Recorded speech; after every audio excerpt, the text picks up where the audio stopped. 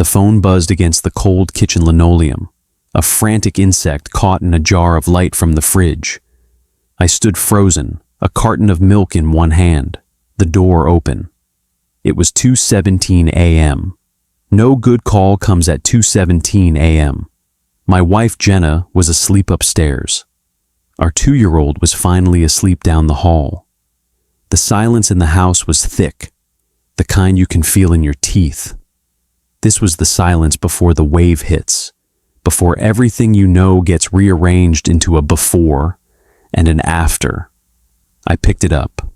It was my Aunt Chloe. Her voice was shredded, a thin wire of sound stretched to breaking. "Mark, honey, it's your mom." She didn't have to say the rest. The 3 words that followed, "She's gone, Mark," didn't even land like words. They were a physical force, a sucker punch to a place behind my ribs I didn't know was there.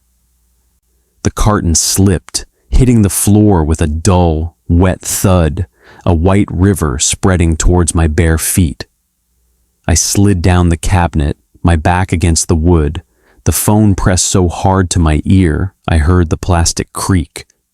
My mother was gone. And the last time I'd spoken to her, 6 months ago, I told her I never wanted to hear her religious garbage again. I'd hung up on her prayer. But to understand how I got here, I need to take you back to where it all began. I grew up in Omaha, Nebraska, in a small beige house on a street where every third house looked the same. My mom, Linda, was a nurse at the county hospital. My dad, Robert, left when I was 7. He said he was going out for a pack of cigarettes and just upgraded his life to a new one that didn't include us. Mom never badmouthed him, not once. She'd just get quiet. Her eyes would go distant and she'd say, "We're going to be okay, Marky. God's got us." Even at 7, I thought that sounded like a weak consolation prize. Mom's faith wasn't loud. It was in the casseroles she made for sick neighbors, in the way she'd hum old hymns while folding laundry, in the battered Bible on her nightstand, with the cracked spine and penciled notes in the margins. To me, it was just the background noise of my childhood. It was what she did. It didn't seem to do much.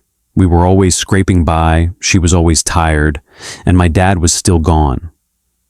My rebellion wasn't dramatic at first. It was a slow leak. By 16, I was rolling my eyes when she said, "Grace." At 18, the week I left for college in Chicago, I told her I needed to find my own truth. She just hugged me, her head not even reaching my shoulder, and whispered into my chest, "I'll always be praying for you, my boy." I remember feeling embarrassed for her. College was freedom. No more church, no more talk of sin. Just philosophy lectures and cheap beer and the intoxicating idea that I was the one in charge of my destiny. I'd call home every few weeks, give her the highlights. She'd listen, then always ask, "Are you finding a church family there?" My answers grew shorter, sharper. The real fracture happened when I was 22. I brought my girlfriend Leah home for Thanksgiving. Mom was polite, kind, serving her sweet potato pie. But later, when Leah was in the shower, Mom sat me down at the kitchen table, the same one where I'd done my spelling homework. She put her hand over mine. Her hands were always warm. "Mark," she said, her voice gentle, "I see how you look at her. And I see how she doesn't look at you the same way. I'm just worried you're going to get hurt. The Bible says we're not to be unequally yoked." I yanked my hand back as if burned. "You don't know anything about her or about us," I spat. "This is exactly why I don't tell you things. You have to filter everything through that book. You judge everything." The word judge hung in the air, ugly and final. "I'm not judging, honey. I just love you, and I want God's best for... Maybe I want my best for me. I stood up, the chair legs screeching. Your God let Dad walk out. Your God has you working double shifts just to pay the mortgage. What best is that, Mom? Tell me.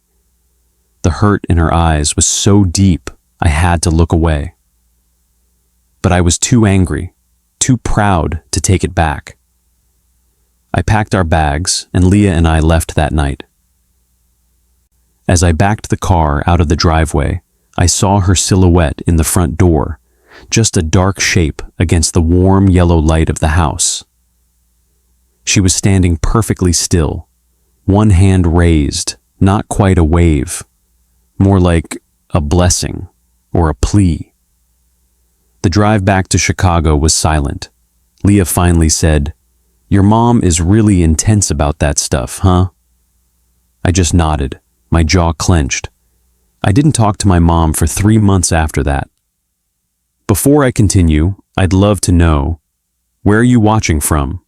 Drop your location and what time it is, where you are in the comments. It means the world to me to know who's hearing this story.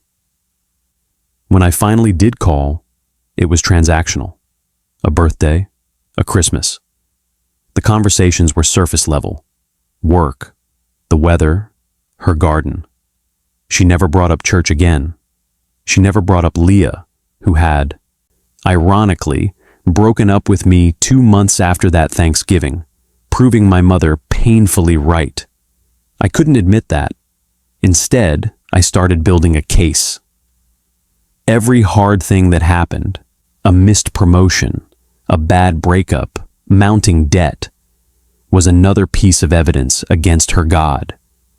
If he was real, he was either mean or incompetent.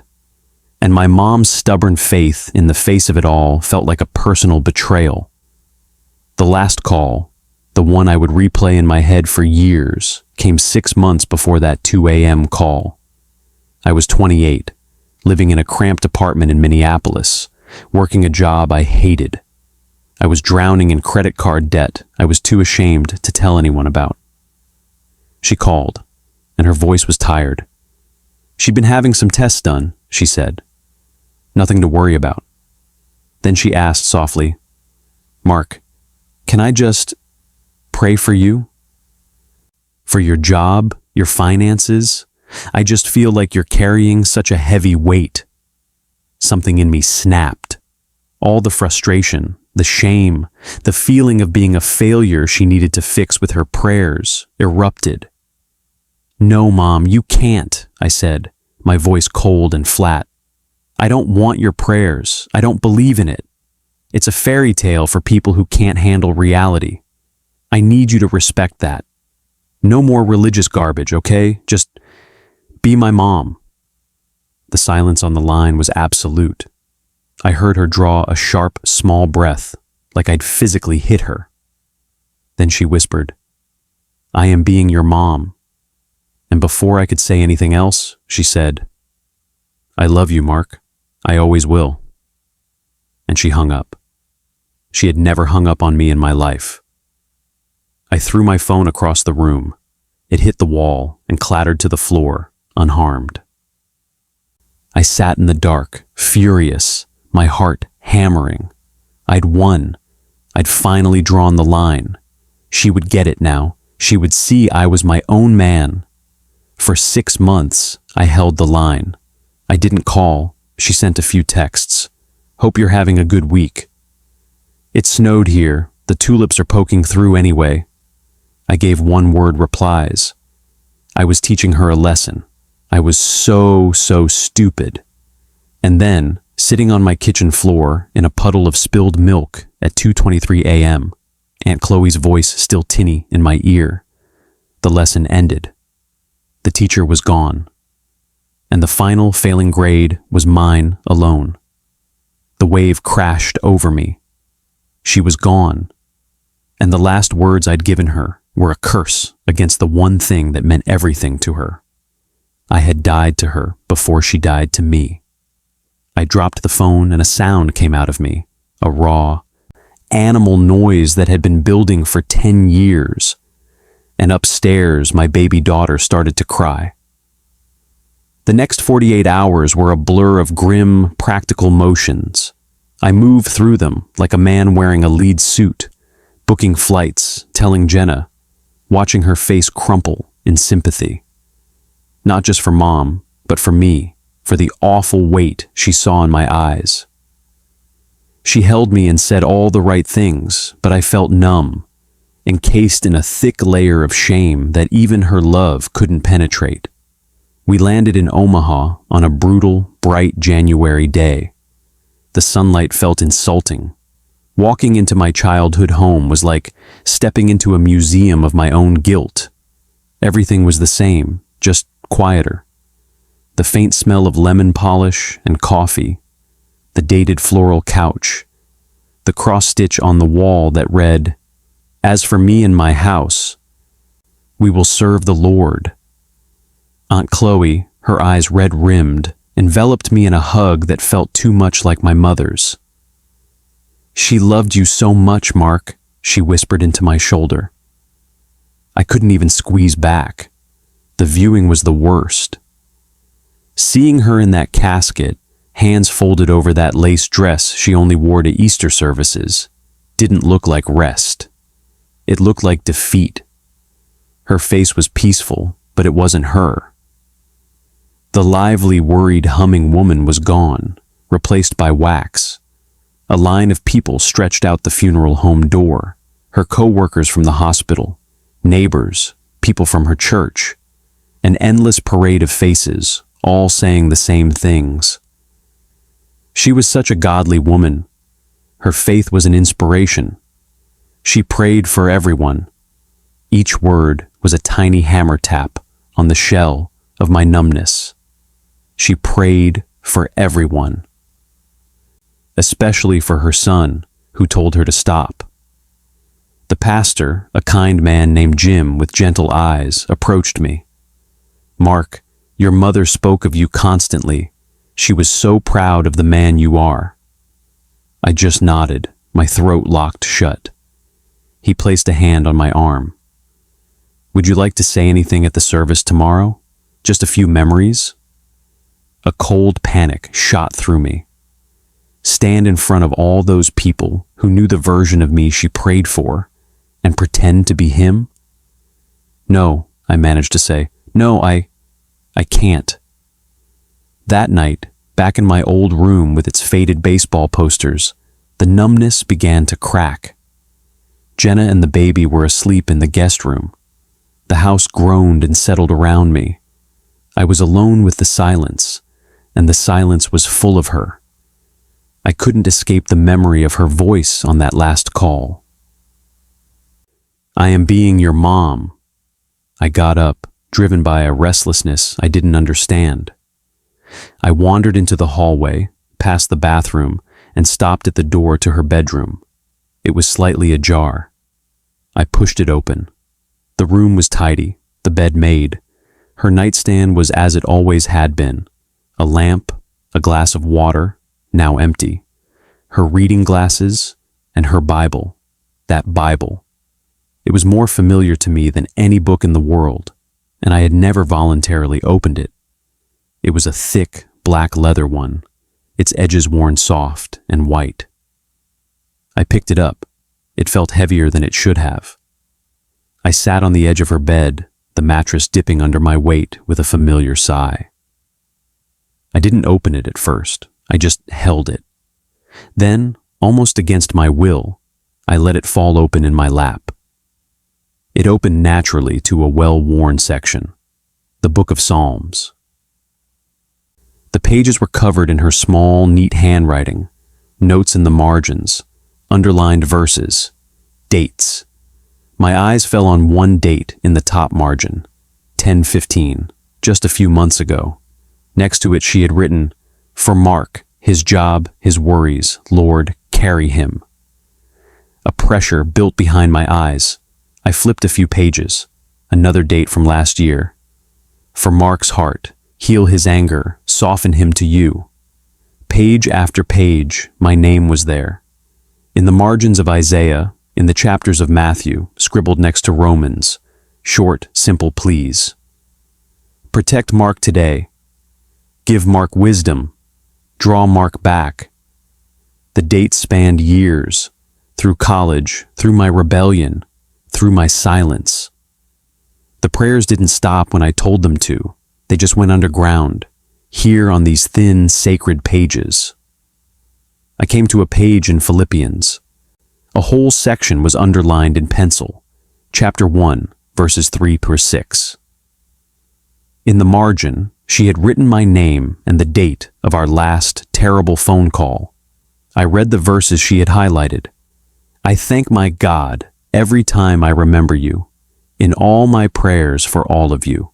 I always pray with joy because of your partnership in the gospel from the first day until now, being confident of this, that he who began a good work in you will carry it on to completion until the day of Christ Jesus. The words "with joy" were circled. With joy. Even after I'd hurled my bitterness at her, she had prayed for me with joy? The confidence wasn't in me, I realized. It was in the He who began the work. She believed God had started something in me, a work she was sure He would finish. She had more faith in God's commitment to me than in my rejection of Him. A tear hit the page, blurring the pencil mark under the word completion. I slapped the book shut as if it had burned me. I couldn't handle this. This wasn't gentle, abstract prayer.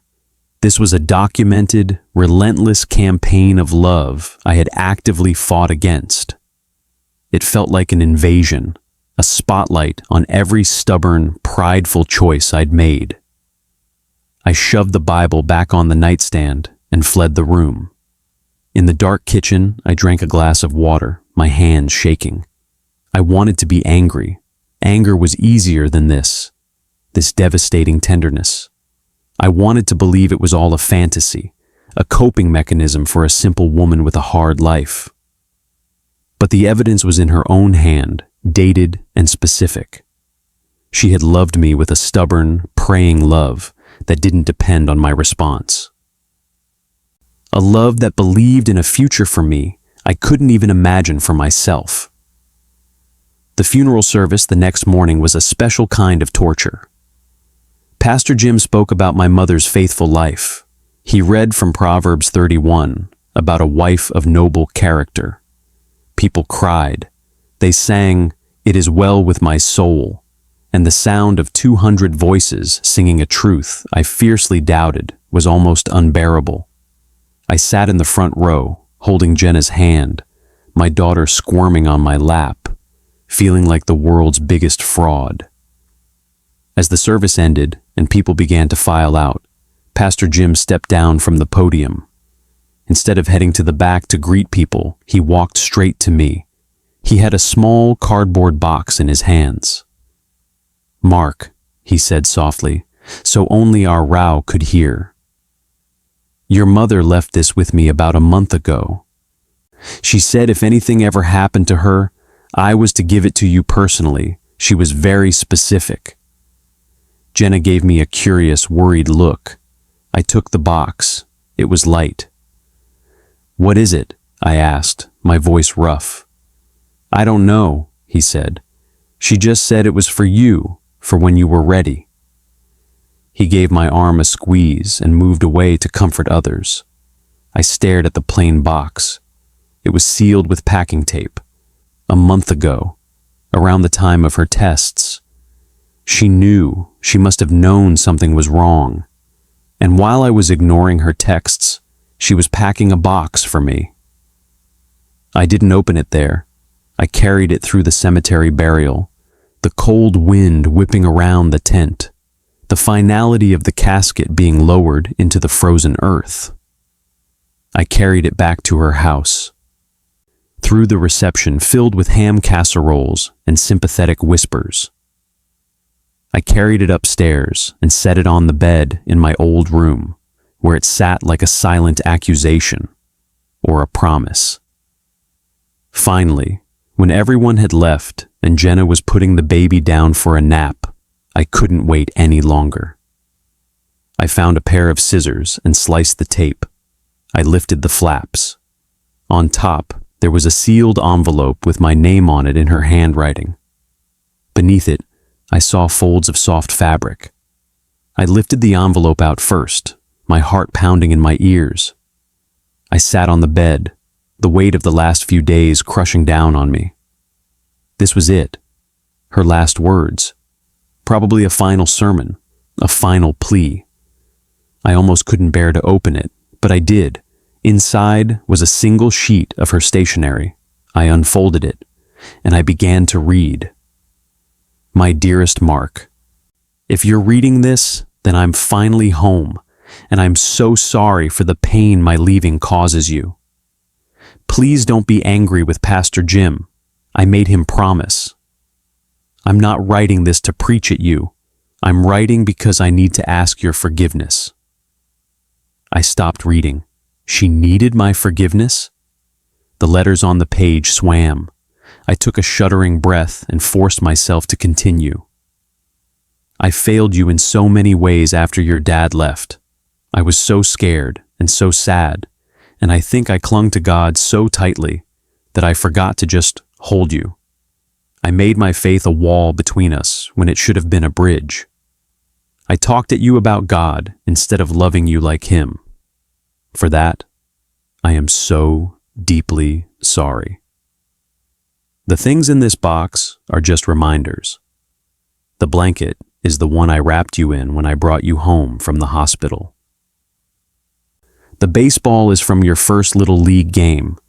The picture is of you and me at the zoo when you were 5, and you had ice cream all over your face. I look at that picture, and I see the sweet, funny boy you were, and the good, strong man I know you are, even when you can't see it. Mark, my love for you is a tiny, flickering candle compared to the fierce, sun-like love God has for you.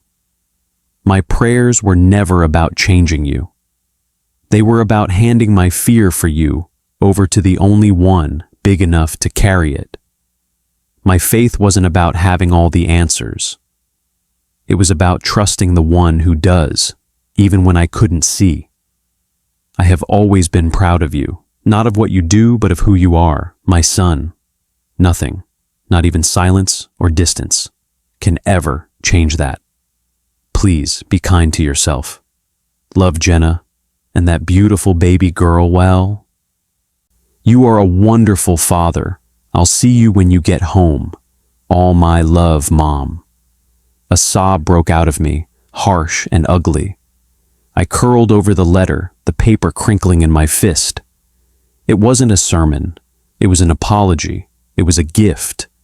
It was seeing myself through her eyes, not as a project, but as a beloved child. The tears came now, a floodgate opened by a grace I did not deserve. When I could finally breathe, I wiped my face and looked back in the box. There was the soft, yellow baby blanket, the worn Little League baseball, and the photo, faded at the edges, of a grinning, sticky-faced boy and his young mother, both looking at the camera with identical, crinkled-eyed joy. I had come here braced for judgment, carrying the coffin of my own regrets. Instead, I found a blanket, a ball, a picture, and a forgiveness so complete it dismantled me. Her prayers had found me, not with lightning bolts, but with a quiet, relentless love that had outlasted my rage and now waited for me in a cardboard box. But as I sat there, holding the artifacts of a love I'd spent years running from, a new and terrifying thought began to form. If her love was this real, this tangible, what did that mean about the God she prayed to? The question was no longer an intellectual debate. It was a door cracked open in the dark room of my heart, and a sliver of light was pouring through.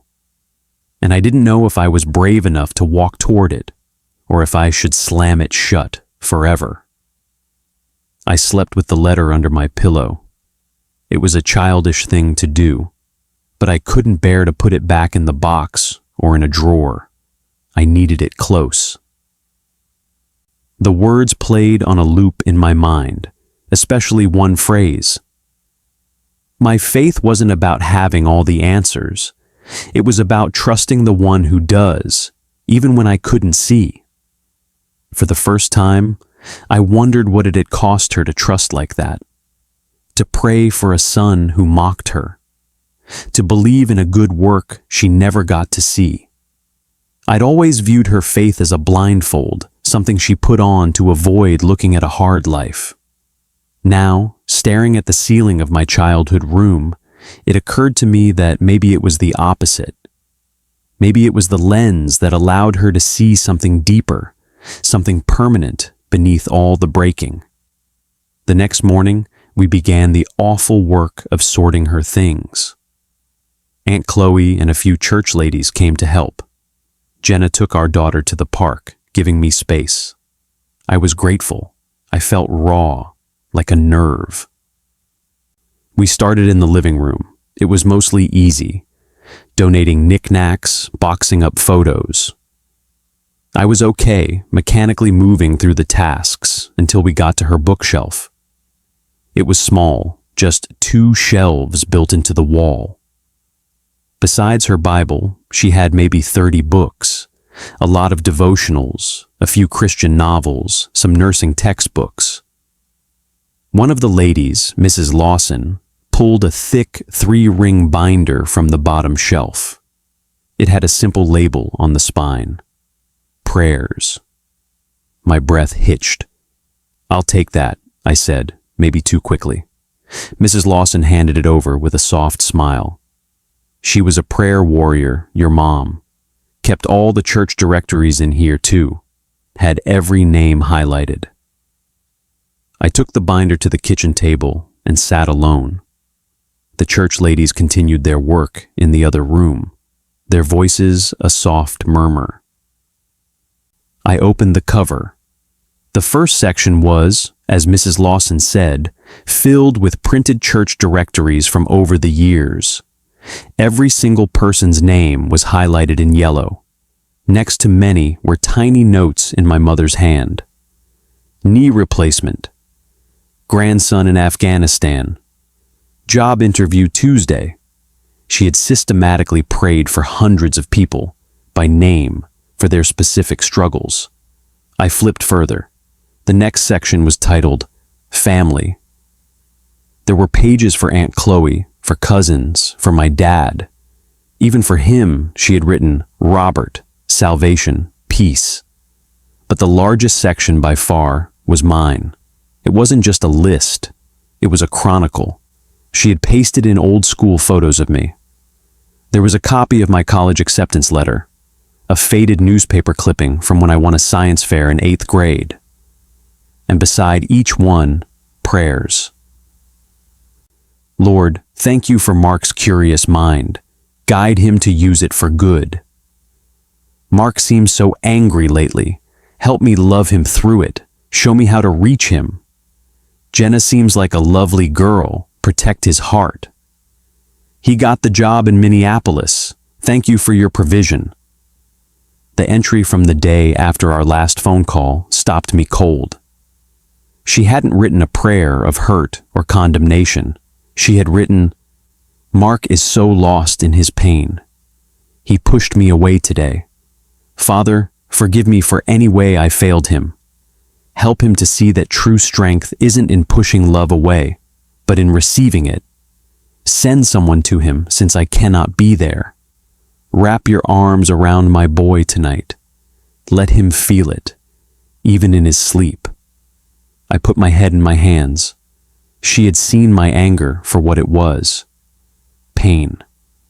And instead of retaliating, she had asked God to send someone to comfort me. The night she wrote that, I had gone out with coworkers and gotten drunk, trying to numb the very feeling she was asking God to soothe. The most recent entry was dated 3 weeks before she died. Met with Pastor Jim today, left the box for Mark. I trust you with him, Jesus. The work is yours. I am at peace. She was at peace. I was the one sitting in a storm of my own making, holding the proof of a love that had operated like a steady underground river, flowing regardless of the drought on the surface. "Mark?" Aunt Chloe's voice made me jump. She was standing in the kitchen doorway, holding a stack of linens. Her eyes went to the open binder, then to my face. She didn't say anything for a moment. "She loved you fiercely," she finally said, her voice gentle. "I didn't deserve it," I mumbled, the words tasting like ash. "Love isn't about deserving, honey," she said, coming to sit across from me. "It just is. That's what she learned from Jesus. That's what she wanted you to know." I thought it was all rules and judgment," I admitted, voicing the old, stubborn narrative for the first time out loud. "I thought she loved her religion more than she loved me." Aunt Chloe reached across the table and covered my hand with hers. "Oh, Mark, the religion, the rules, that wasn't it for her, not at the end. It was about the relationship. It was about knowing she was loved, so deeply and so completely that she couldn't help but pour that love out, even when it was hard, even when it wasn't returned. Especially then. That idea, being so full of a love you didn't have to earn that it overflowed, was foreign to me. My whole life had been about earning, grades, jobs, respect, love. The concept of a love that existed before performance, that continued despite failure, was destabilizing. The sorting continued for 2 more days. Each room held echoes, finding her nurse's shoes in the closet by the back door, clearing out her favorite coffee mug. It was a slow, careful demolition of the physical world she'd inhabited. On our last night in the house, Jenna and the baby were asleep. The place was full of boxes, some for donation, a small stack for me to ship home. The silence was different now, less accusing, more waiting. I went back to her bedroom one more time. The Bible was still on the nightstand. I picked it up again. This time, I didn't just let it fall open. I looked for the verse she'd referenced in her letter, the one about the good work, Philippians 1:6. I found it. Next to it, she had written a new note in ink that looked fresher than the others. It said, "For Mark, my life's verse for him. I may not see the completion, but I know the artist. I trust his hands." I traced the words with my finger. I trust his hands. A sudden, overwhelming impulse hit me. It wasn't a voice. It was a longing, clear and desperate as thirst. I wanted to know what she knew, not the religion, the trust, the peace. I sank to my knees beside her bed, the Bible cradled in my hands. I didn't know how to pray. The words felt stupid in my head, stuck in my throat. I was a grown man, a logical man kneeling in the dark. God. The word was a whisper, rusty and unfamiliar. "I don't know if you're there. I don't know how this works." I took a shaky breath. "But she believed you were, and she believed you loved me. And I'm so tired of being angry. I'm so tired of carrying this weight of who I've been." Tears came again, hot and silent. I'm sorry I hurt her. I'm sorry I mocked what mattered to her." I clutched the Bible to my chest. "If you're real, if what she had was real, I need it. I can't do this on my own anymore." Nothing happened. No lightning, no warm feeling. The room was just as quiet, just as dark. I felt foolish. But beneath the foolishness, there was a tiny, fragile sense of release, like I'd set down a heavy bag I'd been carrying for miles. I stayed there for a long time. When I finally got up, my knees ached. I placed the Bible back on the nightstand, but this time, I didn't leave it. I picked it up again. I knew, with a certainty that surprised me, that I needed to take it with me. The next morning, as we loaded the rental car, I placed her Bible and the prayer binder carefully in my carry-on bag. Aunt Chloe saw me do it. She didn't say a word. She just hugged me tight at the airport curb, her own tears wet against my cheek. "She's smiling," she whispered. The flight home to Minneapolis was uneventful. My daughter slept. Jenna read a magazine. I stared out the window at the endless clouds. My mother's Bible, a tangible weight in the bag at my feet. I felt unmoored. I had whispered a prayer into the void. I had admitted a need. I had taken the symbols of her faith. But what did that mean? Was I a Christian now? The thought made me cringe. I didn't feel changed. I felt sad and tired and desperately hopeful for something I couldn't name. We arrived home to a cold, dark apartment. There were bills in the mailbox, a reminder for a dentist appointment. The real world rushed back in, loud and demanding. I put the baby to bed while Jenna started unpacking. In the quiet of my daughter's nursery, rocking her slowly, I looked down at her sleeping face. I thought of my mother rocking me in this same blanket now packed in a box, a cycle of love and worry and hope. "I will pray for you," I whispered to my daughter, the words feeling both foreign and right. "I don't know how, but I will." It was a promise, to her and to the memory of my mother. Later that night, after Jenna was asleep, I took out the Bible. I opened it to a random page near the middle, the book of Jeremiah. My eyes fell on a verse, chapter 29, verse 13. It was underlined. "You will seek me and find me when you seek me with all your heart." Seek with all your heart. I hadn't been seeking. I'd been running, but maybe kneeling in the dark last night was the first clumsy step of seeking. Maybe taking this Bible was another.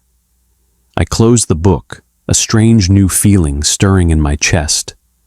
It wasn't joy. It wasn't certainty. It was the faint, fragile first flicker of a possibility. A possibility that her prayers hadn't just found me in a box of memories, but were somehow, mysteriously, still finding me here, in my own living room, guiding me toward a source of love I had spent my whole life fleeing. But as I sat there in the silent apartment, the bills on the table, the debt in my file cabinet, the same old problems waiting for me, the doubt rushed back in. What did this feeling change? Really? I still had to face the mess I'd made of my life. A few emotional moments and a whispered prayer didn't pay the bills or fix my career. The practical, cynical part of my brain, the part that had been in charge for so long, reasserted itself with a vengeance. It whispered that this was just grief, just sentimentality. That tomorrow, in the harsh light of day, this fragile hope would evaporate, and I'd be left with the same old struggles, now compounded by the shame of having almost fallen for a comforting fairy tale. The battle inside me between the longing for what my mother had and the fear of being a fool had only just begun, and I had no idea which side would win. The alarm went off at 6:30 a.m., a brutal electronic shriek in the dark. For a few disoriented seconds, I forgot. Then it all crashed back. The funeral, the letter, the Bible on my bedside table. The fragile hope I'd felt on the plane felt like a dream itself, smothered by the blanket of ordinary Monday morning. I moved through the routine like a ghost, making coffee, getting my daughter Lily dressed while she fussed. Jenna was quiet, giving me space, but I could feel her watching me, waiting to see which version of her husband had come home from Omaha. The one hollowed out by grief, or the one strangely softened by it. I didn't know which one I was either. The real test came when I logged onto my work computer from our cramped home office. The digital world hadn't paused. Emails piled up, project deadlines loomed, and in a separate browser tab, like a monster waiting in a closet, was my online banking page. The numbers hadn't changed. $23,567 in credit card debt, a car payment overdue, the cold, hard math of my failures. Before the trip, my response to this view was a familiar, tight feeling in my chest, followed by a spiral of shame and then anger. Anger at the system, at my job, at Jenna for not understanding the pressure, at myself most of all. I'd usually slam the laptop shut, go make another coffee I didn't need, and bury the feeling under plans for a side hustle I'd never start. This morning the tightness came, but so did something else, a memory. My mother's prayer journal entry. Mark is so lost in his pain. She'd seen the debt of the heart, not the bank. I stared at the numbers. This was pain. It was the physical proof of my panic, my pride, my need to look successful even when I was drowning. On impulse, I did something I'd never done before. I closed my eyes. Not to pray, really, just to stop, to breathe. Help, I thought, directing it vaguely upward. I don't know what to do. This is such a mess. No lightning bolt solution flashed in my mind. No lottery numbers. Just a sudden, clear, and deeply unwelcome thought. You need to tell Jenna the whole truth. My eyes flew open. No, that was the worst possible idea. That was the fear talking. Jenna knew we had some debt, but I'd minimized it. I'd told her I was handling it, that it was temporary. Telling her the real number would be to admit I'd been lying through omission for 2 years. It would break the trust she had in me as a provider, as a partner. The shame of that was worse than the debt itself. I slammed the laptop shut, the old habit taking over. I couldn't. I just couldn't. The week dragged on. I carried the Bible with me from room to room, but it felt more like a paperweight than a guide.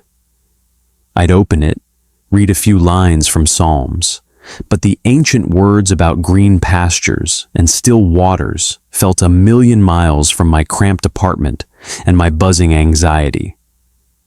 I felt like a fraud, holding a prop in a play I didn't know the lines to. On Thursday, I had a one-on-one meeting with my boss, Carl. I worked as a mid-level analyst for a logistics company. It was soulless work, but it paid most of the bills. Carl was a nice enough guy in his 50s, always talking about his golf game. The meeting was for a routine performance review. It started normally. He praised my accuracy, my timeliness. Then he leaned back in his chair. So, Mark, the team lead position in the new St. Paul division is opening up. More responsibility. A 15% bump in salary. My heart did a stupid, hopeful leap.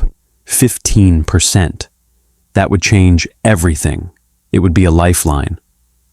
I've been looking at your file, Carl continued, his tone shifting slightly.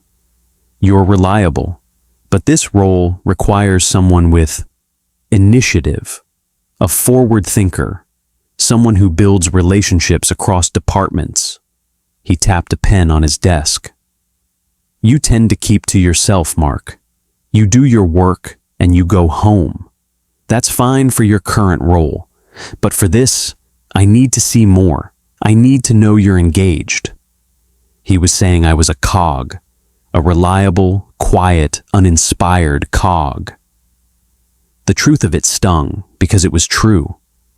I'd been checked out for years, just going through the motions, my energy siphoned off by secret worry and resentment. I'd built no relationships, I had no initiative left to give. I understand, I said, my voice flat. I'll work on that. Good, Carl said, smiling, the moment passing. Show me something in the next few months, and we'll talk. I walked back to my cubicle, the phantom 15% dissolving like mist. Show me something. I had nothing to show, just a secret debt, a grieving heart, and a Bible I didn't understand. That night, after another silent, strained dinner, Jenna put Lily to bed. I sat on the couch, staring at the black TV screen. She came and sat next to me, leaving a careful foot of space between us. You haven't really talked since we got back, she said softly. Not about anything real. I know, I said. I'm sorry. There's just a lot. Is it just your mom? She asked. Or is it something else? The opening was there, the truth perched on my tongue, sharp and dangerous. It's a $23,000 something else. It's me failing you. It's me being the man my father was. I opened my mouth, and I closed it. The fear won. It's just everything, I said, the coward's answer. The grief, work, it's a lot. She nodded, disappointed, but not surprised. She picked up a magazine. The space between us on the couch felt like a canyon. Saturday morning I broke. The pressure was too much. The debt, the missed promotion, Jenna's quiet distance, the confusing, silent God I'd tried whispering to. I needed an escape, an old, familiar escape. I told Jenna I was going to run to the hardware store for something. Instead, I drove to a bar on the other side of town, a dim, quiet place where no one knew me. It was 11 a.m. I ordered a whiskey, neat. The first burn down my throat was a relief. It was a feeling I could control. It dulled the edges. I was 2 drinks in, staring at the amber liquid in my glass, when a man sat on the stool next to me. I glanced over. He was older, maybe 60, with a worn face and kind eyes. He ordered a coffee. Rough morning? He asked, not prying, just conversational. Something like that, I grunted, hoping he'd leave me alone. He nodded, sipping his coffee. I used to come to places like this to solve my problems, he said, almost to himself. Found out they're better at creating them than solving them. I didn't answer. I took another drink. My name's Jerry, he said, unfazed by my silence. I'm just waiting for my daughter. She's at the fabric store next door, loves to quilt. He chuckled. Me, I just like the free coffee refills. Something about his ordinary, patient presence disarmed me. Maybe it was the whiskey. Maybe it was the total, crushing loneliness of the last week. I just lost my mom, I heard myself say. The words were out before I could stop them. Jerry's face softened. I'm real sorry to hear that. That's a deep cut. Yeah, I swirled the whiskey. She was a believer, like a real one, and I wasn't. And now she's gone, and I'm sitting here. I trailed off, gesturing with my glass. Jerry was quiet for a long moment. You know, he said slowly, my wife was like that. A real believer, died 5 years ago, pancreatic cancer. He took a slow sip of coffee. Toward the end, she was in so much pain. I was so angry at God. I'd rant at her, how can you still love him? How can you still trust him? You know what she'd say? I shook my head. She'd say, Jerry, my faith isn't in my feelings. It's in his fingerprints. He looked at me. I asked her what that meant. She said, look for where he's already been working. You'll see his fingerprints. The rest, you trust the hand. Fingerprints, the word echoed. My mother's box, her letter, the specific dated prayers. They were fingerprints, evidence of a presence, a careful, ongoing work. I spent a long time looking for billboards, Jerry said. You know, big signs, miracles. Got mad when I didn't see 'em. Took me years to start looking for the fingerprints instead. In my daughter's laugh, in a sunrise, in a stranger buying me a coffee. He nodded at the bartender who'd refilled his cup. They're harder to see. You gotta look closer. But they're everywhere. I sat there, the ice in my glass melting. My mother's prayers were a fingerprint. This old man, Jerry, telling me this exact story in this exact bar at this exact moment. That felt like one too. A weird, gentle coincidence that was a little too perfect. I don't know how to do this, I admitted, my voice low. The faith thing. I feel like I'm pretending. Jerry smiled. Oh, we're all pretending at the start. Faith is just taking the next step, even when you can't see the whole staircase. Especially then. He finished his coffee. My wife's favorite verse was from Proverbs. Trust in the Lord with all your heart and lean not on your own understanding. She said the leaning not part was the hardest. We want to understand. We want to fix it ourselves. Lean not on your own understanding. My understanding had gotten me into debt, into a dead-end job, into a bar at 11 a.m. My understanding had told me to hide, to lie, to run. Just then, a woman waved from the door. Dad, you ready?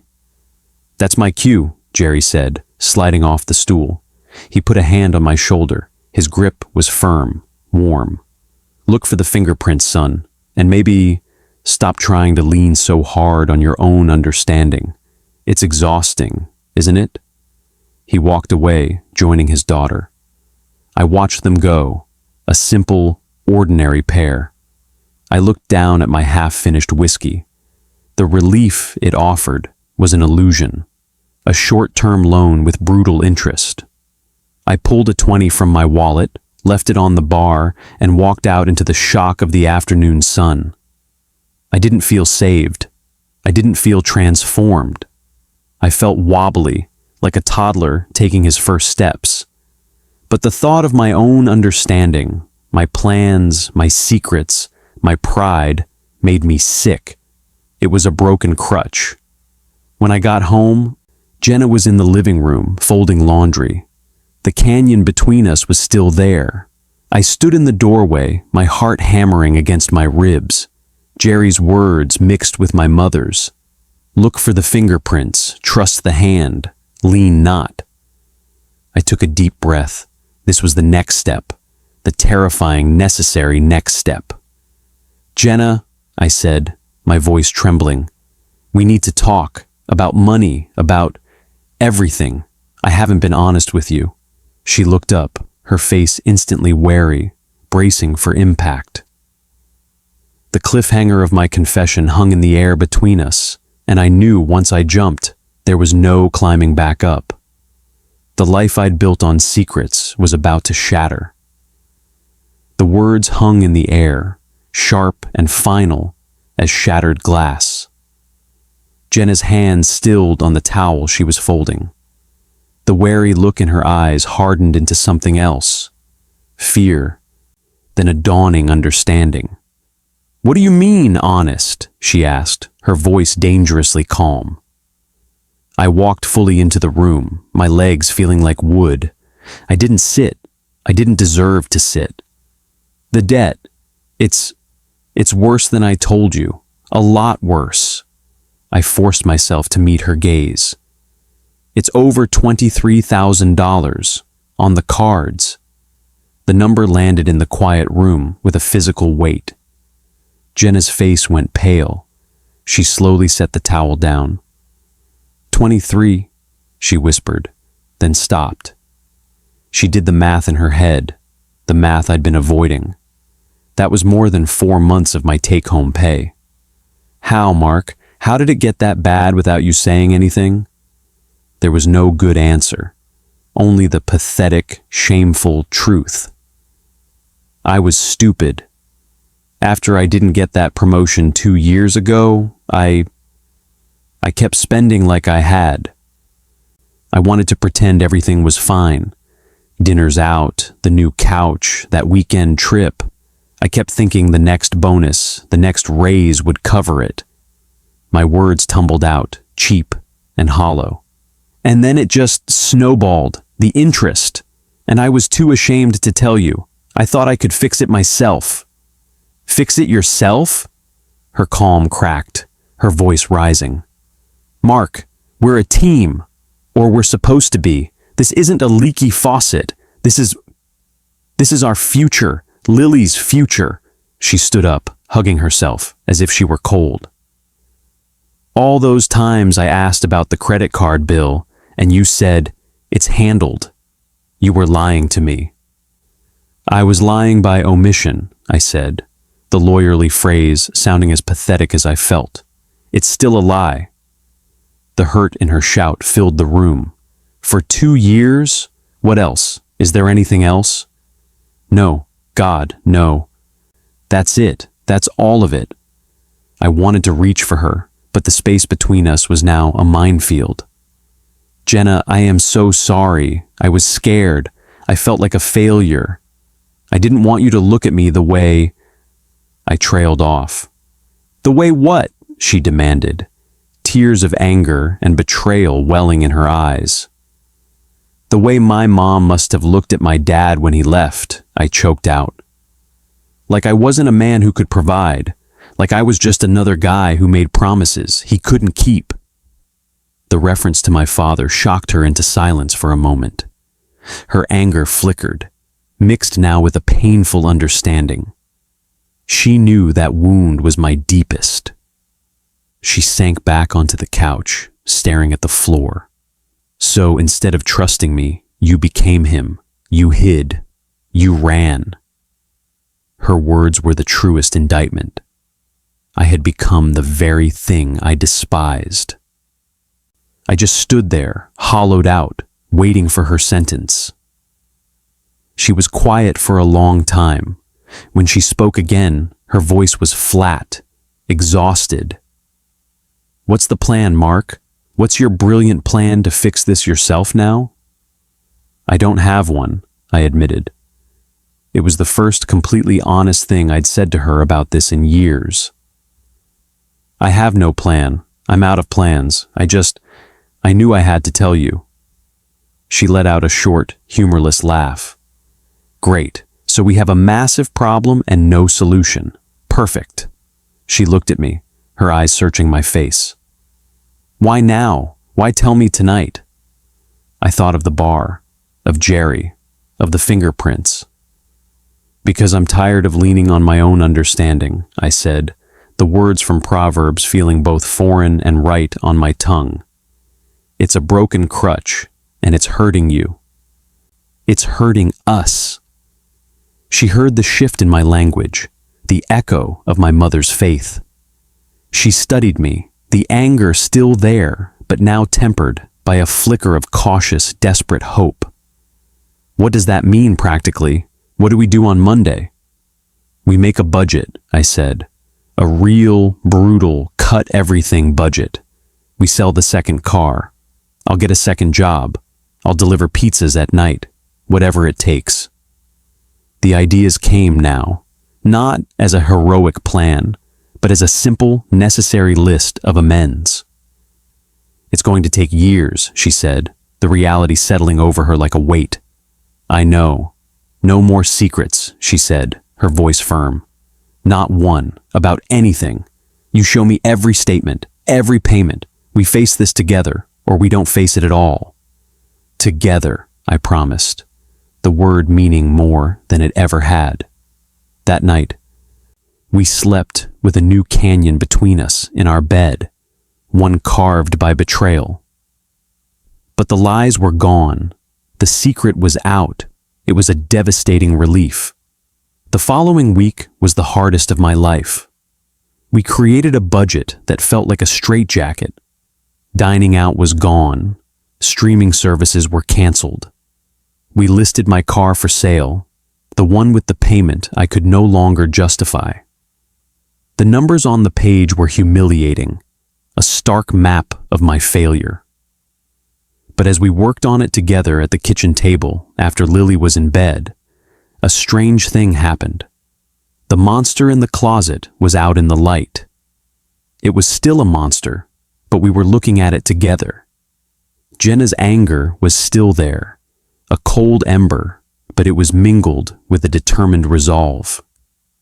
We were a team again, even if it was a team navigating a disaster. One evening, after a particularly grim session where we cut our grocery budget to the bone, Jenna looked at me across the table. "Your mom's Bible," she said softly. "Have you been reading it?" I was surprised she'd noticed. "Trying to," I said. "It's slow going." "What's it say about all this?" she asked. Not sarcastically, but with a genuine, weary curiosity. "About messes like ours?" I thought of the verses I'd stumbled across. I'd been reading in the book of Matthew, just because it was the first book in the New Testament. I'd read the Sermon on the Mount. One part had stuck to me like a burr. It says, not to worry about tomorrow, that today has enough trouble of its own. I gave a weak smile. Feels pretty accurate. She almost smiled back. It also says God takes care of the birds and the flowers, right? That we're more valuable than them. I nodded, startled she knew that. You remember that? Your mom quoted it to me once, Jenna said, looking down at her hands.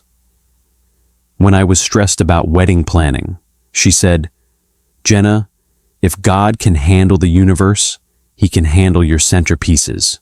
Breathe. Trust him. I thought it was sweet, but I didn't really get it. She looked up at me. I think I'm starting to get the don't worry part now, because worrying sure doesn't help. It was a tiny crack of light, a shared moment, not of solved problems, but of facing them without the added weight of pretense. I did get a second job, not delivering pizzas, but stocking shelves at a big box store 3 nights a week. It was mind-numbing, physical work.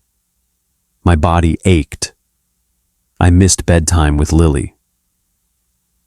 But every time I scanned a box of cereal or a bundle of toilet paper onto a shelf, I thought, this is for Jenna. This is for us. This is the road back. One night at the store, during a break, I was sitting in the Stark employee lounge, smelling of stale coffee and old microwave meals. I was exhausted to my bones. The old thoughts crept in. This is pointless. You'll never dig out. You're a failure. Then I remembered my mother's prayer binder, the entry from after our fight. Send someone to him, since I cannot be there. I looked around the dingy room. Was this the answer to that prayer? This terrible job? It didn't feel like a rescue. It felt like a consequence. But maybe a consequence was a form of grace, a hard, painful course correction that was keeping me from driving off the cliff. On my knees in the stockroom, stacking cans of soup, I whispered, "Thank you."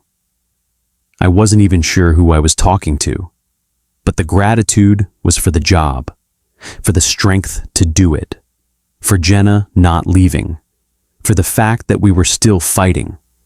It was a fingerprint, not a billboard, a small, smudged mark of provision in the middle of the mess I'd made. A month into our new, austere life, I came home from my stocking job after midnight. The apartment was dark, except for the light over the stove. On the counter was a plate covered in foil. Under it, a note in Jenna's handwriting. Leftover meatloaf. You need to eat. We're going to be okay. J. It wasn't forgiveness. Not yet, but it was mercy. It was a thread of grace, thin and strong, holding us together. I sat in the silent kitchen and ate the cold meatloaf, and I cried.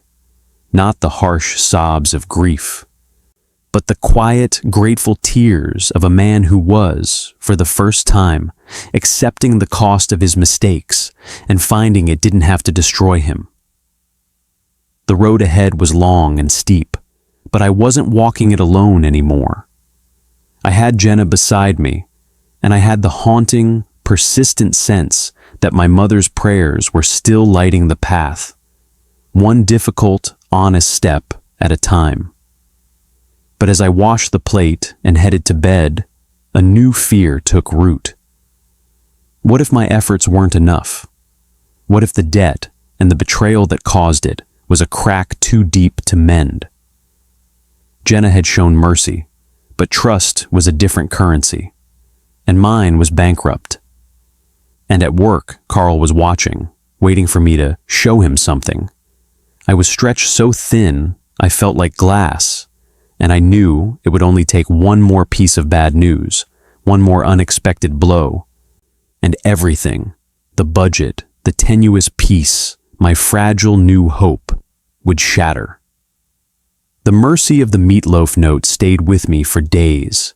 It was a small, warm stone in my pocket that I could reach for when the shame got cold and sharp. But as the weeks ground on, the reality of our new life settled in like a permanent gray weather. We were exhausted. I existed in a cycle of my primary job, my stocking job, budget spreadsheets, and fitful sleep. Jenna carried the mental load of managing our shoestring budget, finding cheaper groceries, and caring for Lily with a quiet, determined weariness. We were civil. We were cooperative. But the easy laughter, the softness between us, was gone. We were two soldiers in a trench, focused on survival, too tired to remember what we were fighting for. I kept reading my mother's Bible, usually for 10 bleary minutes before I fell asleep. I wasn't getting deep theological insights. I was just collecting fragments that felt like they matched the cracks in my life. In the book of James, I read, "Consider it pure joy, my brothers and sisters, whenever you face trials of many kinds, because you know that the testing of your faith produces perseverance." Joy felt like a stretch, but perseverance? That was the only word on the menu now. We were persevering, barely.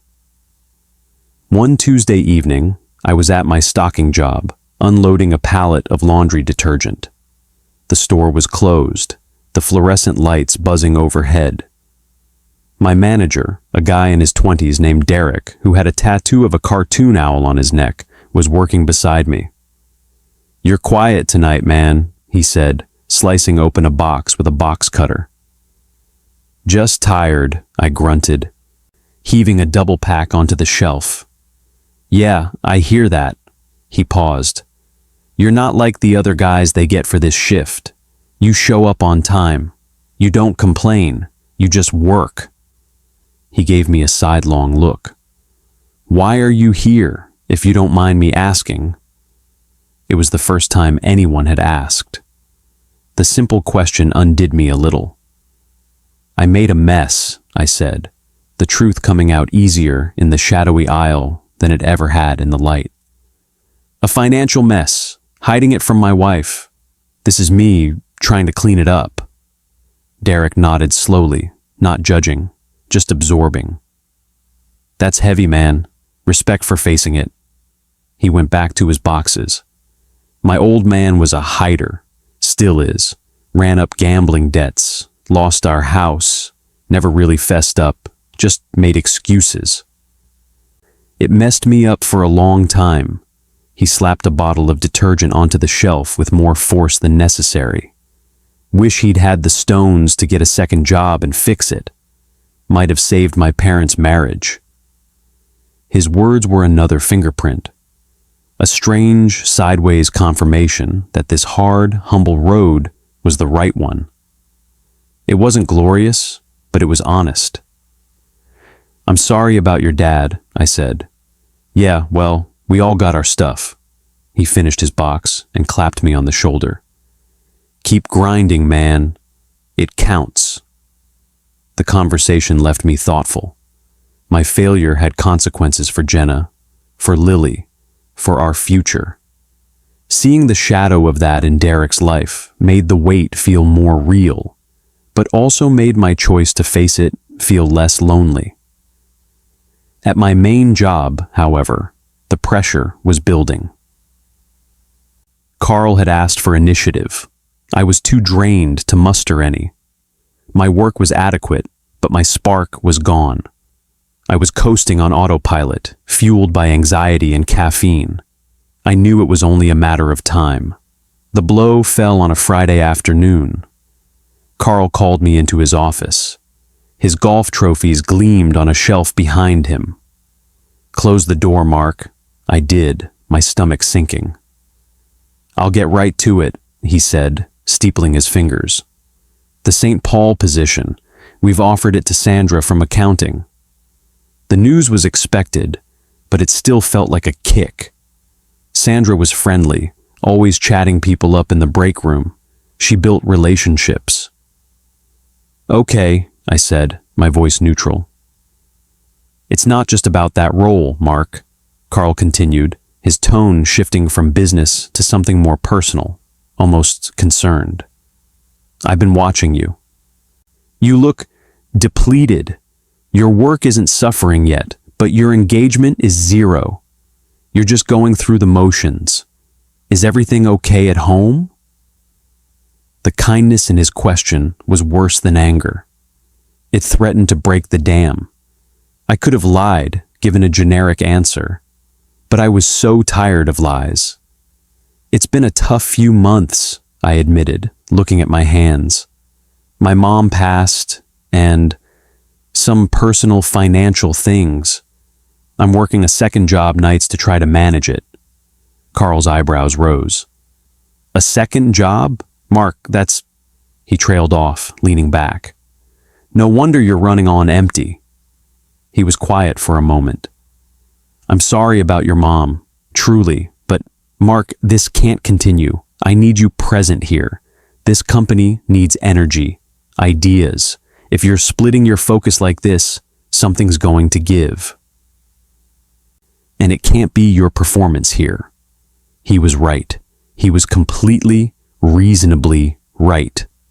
I was failing here too. I was trying to bail out a leaking boat with a thimble, and now another leak was springing. I understand, I said, the words tasting like ash. I don't want to lose you, Carl said. You're a solid analyst, but I need the you from 3 years ago, the one who asked questions, who cared. You have 30 days. Show me a spark. Show me you want to be here, that you can contribute beyond the minimum. Or we'll need to have a different conversation about your future. A 30-day ultimatum. Panic, cold and slick, shot through me. Losing this job wasn't an option. It was the foundation everything else was precariously built on. I'll do better, I promised, the words feeling weak. I hope so, Carl said, his dismissal clear. I drove home in a fog of despair. The second job was necessary to fix my past failure, but it was ensuring my present job failed, which would destroy any future. It was an impossible trap. I felt the walls closing in, the way I had as a kid when I'd get stuck in the crawl space under our porch. Dark, cramped, and airless. That night, after my shift at the store, I didn't go home. I drove to a nearby park and sat in my car, staring at the empty playground glowing under a streetlight. The pressure was a physical ache in my chest. God, if you're there, I can't do this. I'm trying to do the right thing, and it's all falling apart. What do you want from me? No answer came, just the silence and the faint squeak of a swing chain in the wind. When I finally walked into the apartment, it was past 1 a.m. Jenna was awake, sitting at the kitchen table with her laptop, Her face was pale, her eyes wide, not angry, scared. "What's wrong?" I asked, my own crisis momentarily shoved aside. She turned the laptop toward me. On the screen was an email from our daycare. "They're raising their rates," she said, her voice thin. "Starting next month, an extra $200 a month." The number hung in the air. $200. We didn't have 200 extra cents. Our budget was a house of cards, and this was a hurricane. "We can't," I whispered. "We literally cannot." "I know," she said, a tear finally escaping and tracing down her cheek. "I've been looking at alternatives. Every other place has a wait list a mile long, or it's just as expensive. I could try to find more freelance graphic design work, but that's inconsistent. And I'd need childcare to do it." Her words tumbled into the helpless void. I slumped into the chair opposite her. My news about Carl felt grotesque to share now. It would just be throwing another bucket of water into our sinking boat. So I sat in silence, which was its own kind of lie. Jenna looked at me, searching for a plan, for strength, for the husband who was supposed to help carry this. She saw only a hollowed-out man at the end of his rope. The hope that had flickered in her eyes since my confession guttered and went out. "I don't know what to do, Mark," she said, the defeat in her voice more terrifying than any shout. "I'm trying so hard. I'm cutting every corner I can find, and it's not enough. It's just not enough." She put her head in her hands. In that moment, I hated myself more than I ever had. My past sin wasn't just a debt. It was a thief that was stealing my wife's peace, her security, her hope for today and tomorrow. My attempts to fix it were like trying to put out a fire with a squirt gun. I reached across the table, my hand covering hers. She didn't pull away, but she didn't turn her hand to clasp mine either. It was just limp under my touch. "We'll figure something out," I said, the promise utterly empty. She didn't reply. The silence between us was no longer a canyon. It was a tomb. I went to bed, but sleep was impossible. The ultimatum from Carl and the daycare email chased each other in a frantic, dizzying loop in my mind. I was failing as a provider. I was failing as a husband. I was too tired to even be a good father. In the desperate, quiet dark, I did the only thing left to do. I prayed. Not a nice, formal prayer, a raw, ragged, selfish plea. "Please, please, help. I need a miracle. We need a miracle.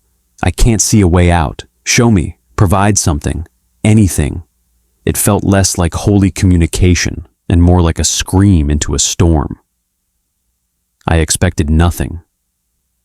The next morning, a Saturday, was heavy with gloom. We moved around each other like ghosts. Jenna took Lily to the grocery store with a calculator in hand. I stayed behind, staring at the budget spreadsheet, the numbers mocking me. The doorbell rang. I wasn't expecting anyone. I opened the door to find Aunt Chloe standing on my doorstep, a small suitcase beside her and a determined look on her face. The sight was so bizarre, I just stared. "Aunt Chloe, what are you doing here?" "I came to help," she said simply, picking up her suitcase and walking past me into the apartment as if she'd been invited. She looked around, taking in the modest space, the tension in the air you could almost taste. She turned to me, her eyes soft but unwavering. "Your mother told me to." I blinked. "What?" "Not like a ghost," she said, almost smiling. "Months ago.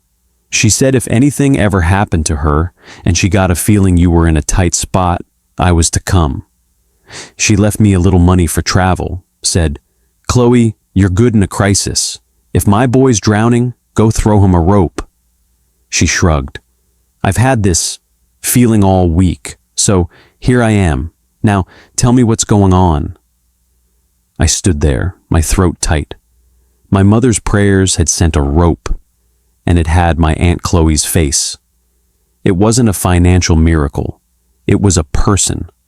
A practical, capable, loving person, standing in my living room. But as relief began to warm the edges of my frozen fear, a new terror seized me. To accept the rope, I would have to come completely clean. I'd have to tell Aunt Chloe everything. The debt, the ultimatum, the daycare crisis, the whole humiliating mess. I'd have to admit to another person just how far I'd fallen. The vulnerability of that felt more terrifying than the crisis itself. I had to choose. Swallow my pride and grab the rope, or stay drowning in the dark, alone. I stood frozen in the wake of Aunt Chloe's statement. She told me to. My mother's love, reaching beyond the grave, had sent a field medic to my personal war zone. The relief was so potent, it felt like weakness. My knees actually buckled, and I sat down hard on the arm of the couch. Aunt Chloe didn't fuss. She set her suitcase down, took off her coat, and hung it neatly on a hook by the door. She moved into the kitchen, and I heard the faucet run, the clink of a glass. She came back and handed me a glass of water. Drink, then talk. The simple maternal command broke the dam. With the water cool in my throat, the words began to spill out. Not the edited version I gave to Carl, not the shame-choked confession I'd given Jenna. The whole ugly, terrifying truth.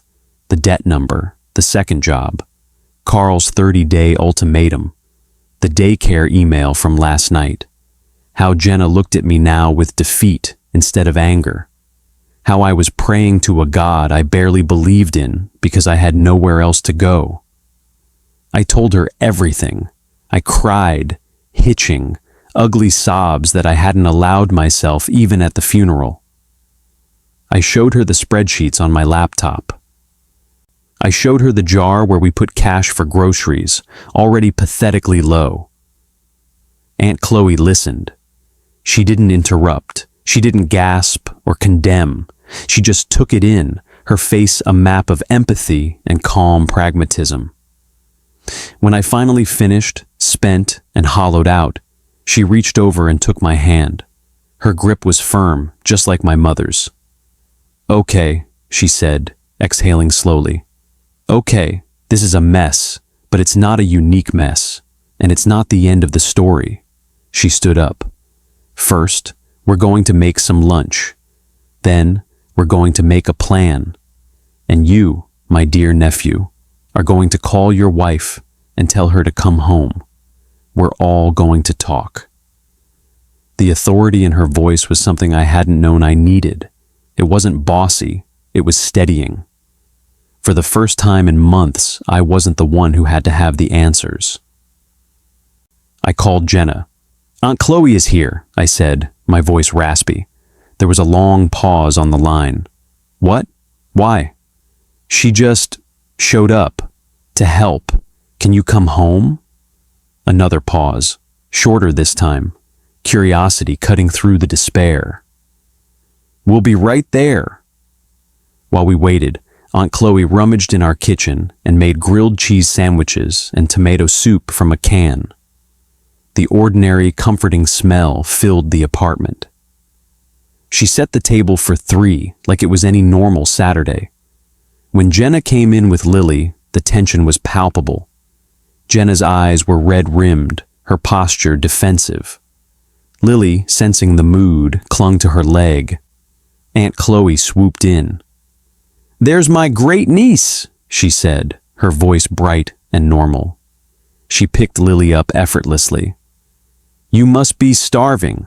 Let's get you some soup." She carried Lily to the table, leaving Jenna and me standing in the entryway. Jenna looked at me, a silent question in her eyes. "What is happening?" "I told her everything," I said, quietly. "All of it." Jenna's shoulders slumped. not in defeat this time, but in a kind of surrender. The burden was no longer solely ours to carry. We ate the simple meal. Lily chattered to Aunt Chloe, who listened with genuine delight. The normality of it was a balm. After lunch, Aunt Chloe put on a cartoon for Lily in the living room and came back to the kitchen table. She looked at both of us. "Now," she said, "Jenna, Mark has told me the situation. I'm here for as long as you need me. I've got 3 weeks before I need to be back for my book club." A faint smile. "Priority 1 is Lily. You will not pay for daycare next month. I am your daycare." "That solves the $200 problem and gives you both some breathing room." Jenna's hand flew to her mouth. Tears filled her eyes again, but this time they were of shock and overwhelming relief. "Chloe, we can't ask you to do that." "You didn't ask, I'm telling. It's what family does." She turned to me. "Priority 2 is your job, Mark. You cannot lose your primary income. You're going to quit the stocking job, effective immediately." "But the debt," I started, "will be addressed, but not by you working yourself into the ground until you lose the job that actually has a future. Your mother didn't send me here to watch you burn yourself out. She sent me to help you see straight." She pulled a notepad from her purse. "Now, let's talk about this debt. Have you called the credit card companies to ask about hardship programs or lower interest rates?" Jenna and I looked at each other. We hadn't. It had felt too overwhelming, too admitting. "That's today's project," Aunt Chloe said, circling something on her pad. "We call together, we negotiate. Then we look at this budget. I see you've cut Netflix, but have you called your internet provider and threatened to switch? You'd be amazed what they'll knock off to keep you." For the next 3 hours, under Aunt Chloe's gentle, no-nonsense direction, we attacked the problem not as a shameful secret, but as a logistical puzzle. We called credit card companies. With Aunt Chloe on speakerphone, calmly stating facts, we secured lower interest rates on 2 of the 3 cards. Jenna called the internet company and got our bill reduced by $20 a month. Small victories, but they felt like cracking a code we'd been too panicked to see. That night, after Lily was in bed and Aunt Chloe was settled on the air mattress in the living room, Jenna and I lay in our own bed. The space between us was different. The tomb-like silence was gone, replaced by a weary, shared astonishment. "She's a force of nature," Jenna whispered. "She's an answer to prayer," I whispered back, the statement feeling less strange each time I said it. Jenna was quiet for a moment. "I prayed too, last night, after the daycare email. I just said, 'God, I need help.' I didn't think it would look like your Aunt Chloe." "A fingerprint," I said, the word from my conversation with Jerry finally making sense to someone else. "Yeah," Jenna said. She rolled onto her side to face me in the dark. "Mark, the way you talked to her today, you were humble, not broken, just honest. I haven't seen that from you in a long time." "I'm sorry it took this," I said. "Me too." She reached out and found my hand, her fingers laced with mine. It wasn't a full reconciliation, but it was a bridge, slender and strong, built over the canyon. The next week was a study in practical grace. Aunt Chloe took over the household with cheerful efficiency. She played with Lily, made meals, and freed up Jenna to take on 2 small freelance design projects she'd been too stressed to pursue. With the stocking job gone, I came home from my main job with mental energy to spare.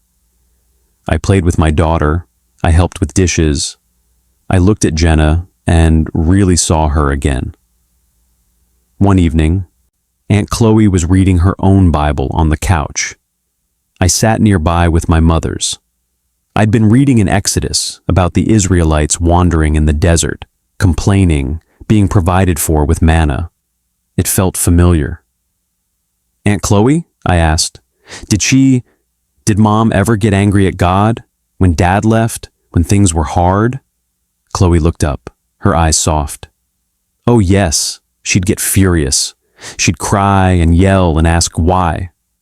She was human, Mark, but she always came back to the same thing. She'd say, "My feelings are weather, they change, but God's character is the climate, steady, true. I have to trust the climate, not the storm. Trust the climate, not the storm." I looked down at the Israelites in the desert, provided for but never comfortable, guided but never seeing the destination. My mother's faith hadn't been a denial of the storm. It had been a stubborn choice to believe in the sun behind the clouds. On Thursday of that week, I was at work, actually able to focus. I finished a report ahead of schedule and, on an impulse, stopped by Carl's office. His door was open. "Carl, got a minute?" He looked up, surprised. "Mark, sure." I didn't beg or make excuses. I just said, "I wanted to apologize. You were right, I haven't been present. I've been dealing with some significant personal challenges, and I let them affect my work here. That wasn't fair to you or the team. I'm taking steps to manage those things. You have my full focus and energy moving forward." Carl studied me. The change was subtle, but he saw it. The dead-eyed exhaustion was gone. "I appreciate you saying that, Mark. Sincerely. The St. Paul role is filled, but there's always other projects." "Show me." "I will," I said, and for the first time, I believed I could. That Saturday, Aunt Chloe insisted Jenna and I go out. A 3-hour date, my treat. Go for a walk, get a coffee, don't talk about the budget. She shoved $20 into Jenna's hand. We drove to a park by the lake, the spring air still crisp. We walked in silence for a while, just listening to the gulls and the lap of water. "I feel like I'm waking up from a bad dream," Jenna said finally. "Me too." "Chloe leaves in 10 days, she said, a thread of anxiety returning. "I know, but it's 10 days of breathing room we didn't have, and she's shown us how to fight smarter, not just harder." We bought 2 coffees and sat on a bench. Jenna sipped hers, then said, "You're different, since your mom died, since you got that Bible." "I'm trying to be," I said. "It's like I spent my whole life trying to build a wall between me and what she believed. Now that she's gone, I'm finding pieces of her in it, and they're pieces I actually need, like trust and perseverance and grace." "I like the pieces," Jenna said softly. "I see them in you. They look good on you." It was the greatest compliment I'd ever received. That night, after our date, we found Aunt Chloe at the kitchen table with her notepad. She looked up, her expression serious. "We need to talk about the long term. The debt is still there. My being here is a temporary fix." She pushed the notepad toward us. "I've done some math. With the lower interest rates, the freelance work Jenna can do while I'm here watching Lily and Mark focusing on his career, I think you can be debt-free in 3 years, not 2. 3. It's a marathon, not a sprint. 3 years. It felt like a lifetime, but also, for the first time, like a possible one. A realistic path instead of a hopeless slog. "There's one more thing," Aunt Chloe said. She pulled an envelope from her purse. "This is from your mother, Mark. She gave it to me years ago, said it was for you, for when you had a family of your own." With trembling hands, I opened it. Inside was a check, made out to me, dated over a decade ago. The amount was $5,000. In the memo line, she had written, "For a rainy day, love, Mom." I couldn't speak. This was money she had saved from nursing shifts, from countless small sacrifices, before her illness, before my rebellion. She had set it aside for a future she believed in, for a son she prayed for. "It's not to pay off the debt," Aunt Chloe said firmly, as if reading my mind. She was specific. "It's for a rainy day, for an emergency fund, so you never feel this trapped again. You put this in a savings account, and you don't touch it unless the car dies or the roof leaks. It's your buffer, your peace of mind." It was the final fingerprint, the most stunning one of all. Provision, planned for with love, a decade in advance, arriving at the exact moment of our deepest desperation. It wasn't a bailout. It was a foundation, a gift of security from a mother who would never see its use. I began to cry again, quiet tears of awe. Jenna cried with me, her head on my shoulder. In that moment, the last of her anger toward me melted away, washed clean by the overwhelming, multi-generational tide of grace. Aunt Chloe left 10 days later, as promised. We hugged her tightly. Our gratitude too big for words. Our apartment felt emptier without her, but also lighter. We had a plan. We had a buffer. We had each other. I returned to work with a clarity I hadn't felt in years. I started contributing in meetings. I volunteered for a tedious but visible cross-departmental project. Carl noticed. The 30-day ultimatum passed without another word. Life wasn't perfect. The budget was still tight. The debt was still a mountain. But we were climbing it together with better tools and a map drawn by love. Then, one ordinary Tuesday, a new email arrived.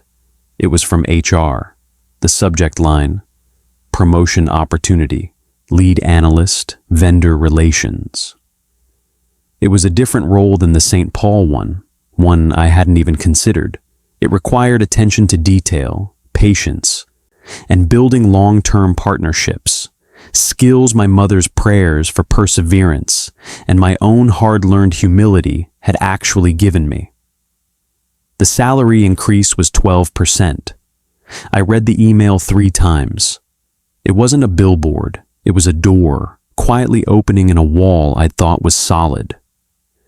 A door that led not to escape, but to a better path forward on the very journey I was already on. My hand shook as I hovered over the reply button. This was the chance to change everything. But as I sat there in the quiet of my cubicle, a chilling thought whispered, what if I wasn't ready? What if I applied and failed, proving Carl right and shattering the fragile confidence we'd all worked so hard to rebuild? The opportunity felt like a gift, but it also felt like a test, one I couldn't afford to fail. The cursor blinked over the reply button. A tiny, relentless heartbeat. 12%. It was less than the St. Paul promotion, but it was a lifeline, a chance to shorten the 3-year marathon Aunt Chloe had mapped out. It was also a minefield. Applying meant exposing myself to judgment again, to the possibility of a no that would feel like a verdict on my entire shaky redemption. I thought of my mother's prayer journal. Being confident of this, that he who began a good work in you will carry it on to completion. The good work felt fragile, like a sapling in a storm. Was this promotion part of that completion, or a distraction? I didn't know how to tell. I did something I was starting to recognize as a new habit. I paused. I didn't fire off an immediate reply. I didn't panic. I just sat with it. I closed my eyes and breathed a simple, one-word prayer I'd stolen from the Bible. Help. Clarity didn't come in that moment, but a memory did. My mother, years ago, trying to teach me to ride a bike. I was terrified of falling, She'd said, "You can't learn to balance if you never let go of the curb, Marky. I'll be right here. The fall won't kill you." Applying was letting go of the curb. I hit reply. I wrote a brief professional email expressing my interest. I attached my updated resume. I sent it before I could overthink it. The wait was agony. For a week, every email notification made my pulse jump. At home, Jenna was cautiously hopeful. "It sounds perfect for you," she said. "You're good with details. You're patient." She saw the fit better than I did. The interview was scheduled. The day before, I laid out my one good suit. It felt like a costume. Who was I? The failing analyst? The repentant debtor? The guy tentatively following a god he still argued with in the shower? That night, I couldn't sleep. I slipped out of bed and went to the living room. My mother's Bible was on the side table. I opened it, not to read, just to hold. My fingers traced the cracked leather. "I wish you were here," I whispered into the quiet dark. I could really use some of that peace right now. The next morning, the interview panel consisted of Carl, the director of vendor relations, and a woman from HR. The questions were technical, situational. I answered honestly, pulling from my actual experience, the grind of daily analysis, the lessons learned from my failures. When they asked about handling difficult negotiations, I didn't invent a heroic tale. I said, "I've learned the foundation of any good partnership is transparency. Hiding problems only makes them bigger. I start with honesty, even when it's hard." Carl gave a slight, almost imperceptible nod. The final question came from the HR woman. "Where do you see yourself in 5 years?" The canned answer was about titles and leadership. But a different truth pressed on me. I thought of my daughter, Lily. I thought of the debt-free date on Aunt Chloe's spreadsheet. I thought of sitting in a park with Jenna, talking about something other than survival. I looked at the three of them. Honestly, in 5 years, I see myself right here. Having proven myself reliable. Having built trust with our vendors. Having provided stability for my family. I'm not looking for a stepping stone. I'm looking for a place to plant, to grow, and to contribute for the long term. The room was quiet. It wasn't a flashy answer, but it was true. I left feeling emptied out, but clean. I'd shown up. I'd been honest. The rest was out of my hands. 2 days later, Carl called me into his office. My mouth went dry. He was alone this time. "Mark," he said, gesturing for me to sit. "The panel was impressed. The director especially liked your long-term perspective. It's a refreshing change." "Thank you," I managed. "We'd like to offer you the position." The words didn't immediately compute. Then, a surge of pure, undiluted relief, so powerful it was almost dizzying. "Thank you. I accept. I won't let you down." "I believe you," Carl said, and he sounded like he meant it. "The formal offer letter will come from HR by the end of the day." I walked back to my cubicle in a daze. It wasn't a miracle that erased our debt. It was a tool, a better shovel for the long dig, a fingerprint of provision, clear and undeniable. That night, we celebrated with homemade pizza and a movie with Lily. We didn't spend money we didn't have. We celebrated the hope, not the payout. As Lily fell asleep between us on the couch, Jenna leaned her head on my shoulder. "I'm proud of you," she said. It was the first time she'd said that in years. The new role started a month later. It was challenging in the best way. It required meticulous attention and a calm demeanor. The skills I'd learned from grinding through budgets and humbling myself to stock shelves, patience, perseverance, humility, were unexpectedly useful. I was building something, one honest conversation, one kept promise at a time. One Saturday afternoon, about 6 months after the promotion, I was in the garage sorting through the last of the boxes we'd shipped from my mother's house. I'd avoided it. Now, with the sun streaming in, it felt less like a chore and more like an archaeology dig into my own past. I found old-school yearbooks, my father's forgotten toolbox, and at the bottom of a box, a small, cloth-covered journal, different from her prayer binder. I opened it. It was her personal journal from the years just after my dad left.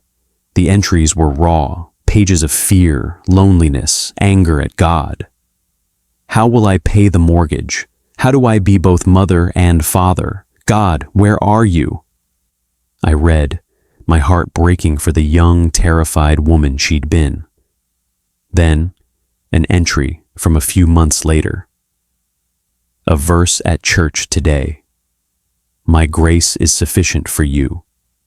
For my power is made perfect in weakness.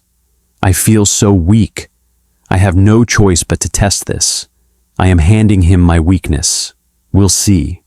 The journal chronicled her experiment with faith, not as a given, but as a desperate trial. The entries slowly shifted, not because her circumstances got easier, but because her focus changed. The check covered the bill, a fingerprint. Mark laughed today, a moment of grace. Found a 20 in an old coat. Manna, her profound, quiet faith hadn't been born in a church pew. It had been forged in a fire of desperation, one choice to trust at a time. She hadn't been a spiritual superhero. She'd been a broke, lonely single mom who decided to believe the promise of sufficiency anyway. I closed the journal, holding it to my chest. I finally understood. Her prayers for me weren't a magic spell. They were the ongoing work of a love that had learned to trust the climber, not the cliff. And that love had outlasted her life, outlasted my rebellion, and had patiently, persistently arranged my rescue through a box, an aunt, a stranger in a bar, a promotion. I wasn't just the beneficiary of her prayers. I was living proof of their effectiveness. The change in me, the softening, the honesty, the perseverance, was the answer she had believed in, but never seen. It was a bright, cool autumn morning, the kind my mother loved. The sky was a fierce, clean blue. I drove alone, the familiar road to the cemetery, now a path of pilgrimage, not dread. I parked and walked to her grave. The headstone was simple. Linda Ann Miller, beloved mother, faithful heart. I stood before it, no longer feeling the crushing weight of final words. I felt a connection, thin as a spider's silk and just as strong. I knelt on the grass, the dew soaking into the knees of my jeans. I didn't bring flowers. I brought my story. "Hi, Mom," I began, my voice steady. "I'm here to tell you how it ends, or how it's continuing, I guess." I took a deep breath. "Your prayers found me. They found me in a cardboard box that broke my heart open. They found me through Aunt Chloe, who showed up like an angel with a notepad. They found me in a promotion I didn't deserve but worked hard for. They're finding me every day, in Jenna's smile, in Lily's laugh, in the quiet moments when I don't feel afraid anymore." I told her about the debt. We were halfway through the 3-year plan. The end was in sight. I told her about work, how I was building something good. I told her about Jenna and me, how we were healing, stronger in the broken places. "I'm reading your Bible," I said. "I argue with it sometimes.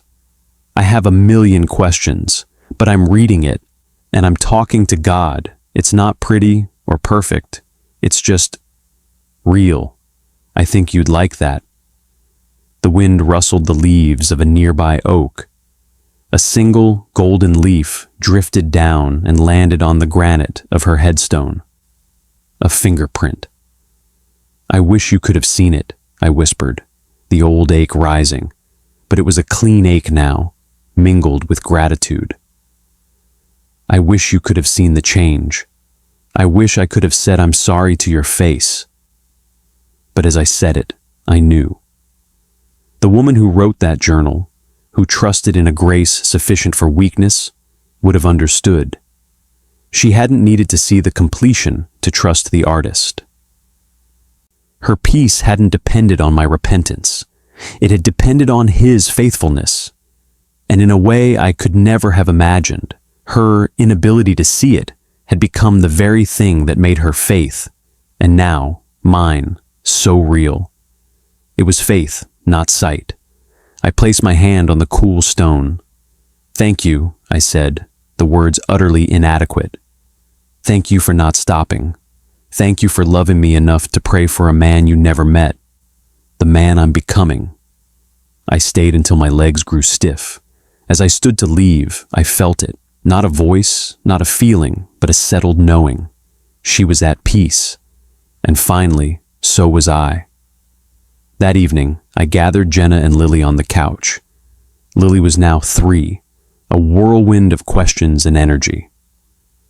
"Daddy has a story," I said. "A princess story?" Lily asked. "A true story," I said. "About your grandma Linda, who you never got to meet, but who loves you very, very much." I told them a simple version, about a mom who prayed, about a son who got lost, about how love and prayers can find you even when you're very far away. Lily listened, her eyes wide. "Does Jesus find people too?" she asked, her small voice serious. Jenna's eyes met mine over Lily's head. We were on new ground together. "Yeah, sweetheart," I said, my throat tight. "He does. He finds us in all kinds of ways, and he never stops looking." Later, as I tucked Lily into bed, she grabbed my hand. "Daddy, can we talk to Jesus like Grandma did?" "We can," I said. "Do you want to try?" She nodded, squeezing her eyes shut with fierce concentration. I knelt beside her bed, my heart pounding with a holy terror and joy. "You start," she whispered. I took a shaky breath. I didn't have my mother's eloquence. I just had the truth. "Hi, Jesus. It's Mark and Lily. Thank you for today. Thank you for Grandma Linda. Thank you that your love finds us, even when we don't know we're lost.